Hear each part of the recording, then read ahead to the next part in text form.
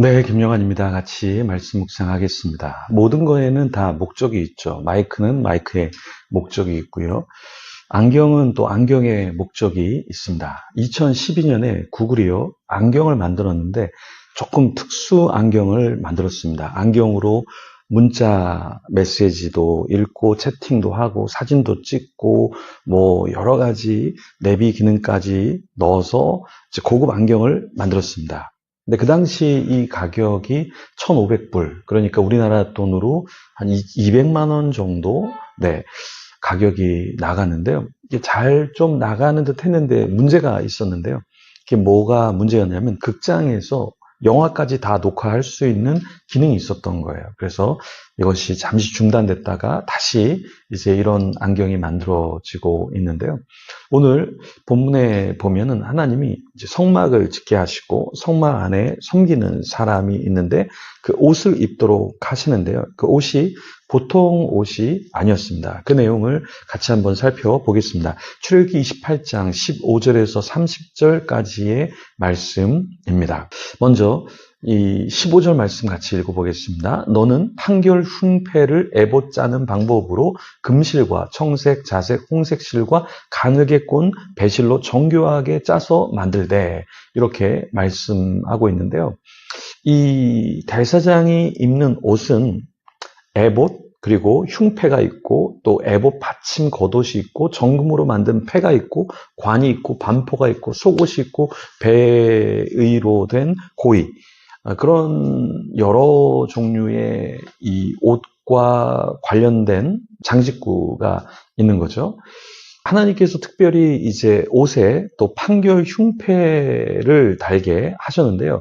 판결 흉패를 만든 이유가 무엇이었냐면, 하나님이 판결 흉패를 만들라 하신 이유는 대제사장이 단순한 제사의 집행자가 아니라 하나님의 판결을 맡은 자로 하나님 앞에서 백성들을 판결하도록 하신 거예요. 그러니까 신정 정치, 하나님이 함께한 그 정치로 하나님께서 대제사장에게 그런 판결에 대해서 하나님의 뜻을 받게 하신 것이죠. 그리고 흉패 안에 우림과 둠밈이라는 신비한 도구가 있어서 이것을 통해서 판결할 때 하나님께 묻고 하나님께서 그것을 답을 주시는 그런 방법으로 사용하도록 하셨습니다.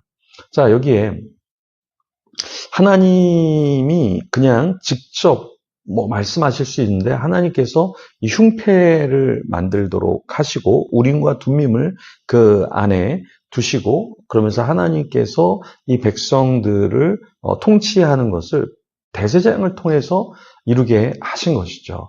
그러니까 하나님께서 오늘날에도 선교사님, 목회자 이런 사람을 세우시는데 하나님이 직접 공동체를 이끄실 수도 있지만 하나님은 항상 사람을 통해서 역사하시죠. 그러다 보니까 교회 목회자 혹은 선교제, 선교사님 때문에 상처받는 사람도 많지만 또 좋은 사람들을 통해서 하나님 앞에서 좋은 판결을 받고 리더십의 영향을 받고 살아가게도 하신 것이죠. 네. 그러면 조금 더 흉패의 길이와 너비를 하나님께서 어떻게 하라고 말씀하시냐면, 길이와 너비를 한 뼘씩 두 겹으로 하라, 이렇게 말씀하셨습니다. 그 이유는 바로 판결을 위한 우림과 둠밈을 거기에 넣기 위해서 두 겹으로 해서 공간을 만들고 그 안에 우림과 둠밈, 판결하는 것을 넣게 하신 겁니다.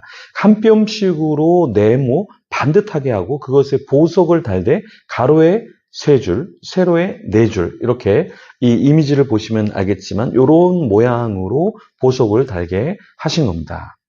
16절부터 20절에 보면 길이와 너비가 한 뼘씩 두 겹으로 네모 반듯하게 하고 그것에 4줄로 보석을 물리되, 첫 줄은 홍보석, 황옥, 녹주옥이요, 둘째 줄은 석류석, 남보석, 홍만호요, 셋째 줄은 호박, 백만호, 자수정이요, 넷째 줄은 녹보석, 호만호, 벽옥으로 다 금태에 물릴지니, 이렇게 말씀하고 있습니다. 그러니까 순금으로 녹근처럼 따은 사슬을 흉패에 붙이고요. 금고리 둘을 만들어서 흉패 위, 곧 흉패 두 끝에 두 고리를 달고요. 따은 두 금사슬로 흉패 두 끝, 두 고리에 꿰매요. 그리고 두 따은 사슬에 다른 두 끝을 에봇 앞 두 어깨 바지의 금태에 매답니다. 그리고 다시 금고리 둘을 만들어서 흉패 아래 양가의 안쪽 곳 에봇의 닿은 곳에 답니다. 다시 금고리 둘을 만들어서 에봇 앞 두 어깨 바지 아래 매는 자리 가까운 쪽 곧 정교하게 짠 띠 위에 답니다. 청색끈으로 흉패고리와 에봇 고리에 꿰어서 흉패로 정교하게 짠 에봇 뒤 위에 붙여 떨어지지 않게 하는 거죠. 이 내용이 22절부터 28절에 나와 있는데요. 하나님은 아론이 성소에 들어갈 때 이 판결 흉패를 가슴에 달고 여호와 하나님 앞에 서라 이렇게 말씀하셨습니다. 하나님은 우림과 둠밈을 판결 흉패 안에 넣고 제사장 가슴에 붙여라 이렇게 말씀하셨던 거죠.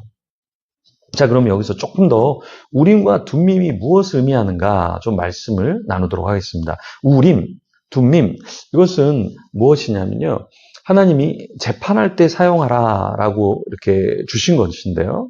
네, 두 개의 작은 정사각형 돌 형태로 각각 독립적이면서 쌍을 이루고 있습니다. 하나는 흰색 내지 회색 계열의 돌에 히브리어 신이라는 글자가 이렇게 이미지처럼 새겨져 있고요. 다른 하나는 황토색 계열의 돌에 히브리어 맴 이렇게 이미지처럼 이렇게 문자가 새겨져 있습니다. 그래서 우림과 둠밈의 문자를 하나님께서 통해서 이제 판결을 하게 하셨는데요. 우림은 어떤 뜻이 있냐면 우림이라는 것은 빛들이라는 뜻이 있고요. 둠밈은 완전함이라는 뜻을 갖고 있습니다.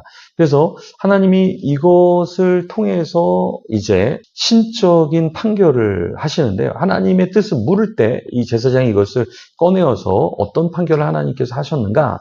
예라는 대답이 나올 수도 있고 아니요라는 대답이 나올 수도 있고 응답 없음이라는 대답이 나올 수 있다. 이렇게 유대 전통에서는 이야기를 합니다. 또 어떤 유대 전통에서는 흉패에 새겨진 12지파의 이름의 문자 중 일부가 빛나서 하나님의 뜻이 전달된다. 이렇게도 해석을 하는데요.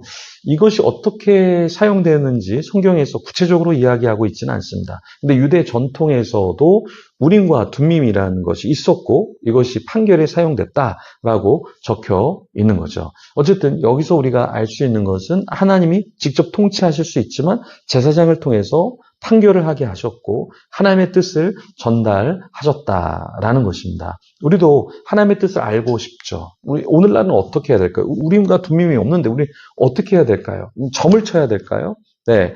또 똑똑한 멘토를 찾아가야 될까요? 그것도 맞습니다. 근데 더 중요한 건 하나님의 말씀이 있잖아요. 우리가 묵상하고 이렇게 하나님 말씀을 나누는 이유도 어떻게 하나님이 나에게 말씀하시지? 성경적인 원리는 무엇이지? 이것을 우리가 따라야 한다라는 것이죠. 근데 어떤 사람은 하나님이 나에게 말씀하시는 것 같아. 어떤 대언자가, 예언자가 나에게 이렇게 살라고 얘기했어. 나 베트남에 가야 되겠어. 나 미국에 가야 되겠어.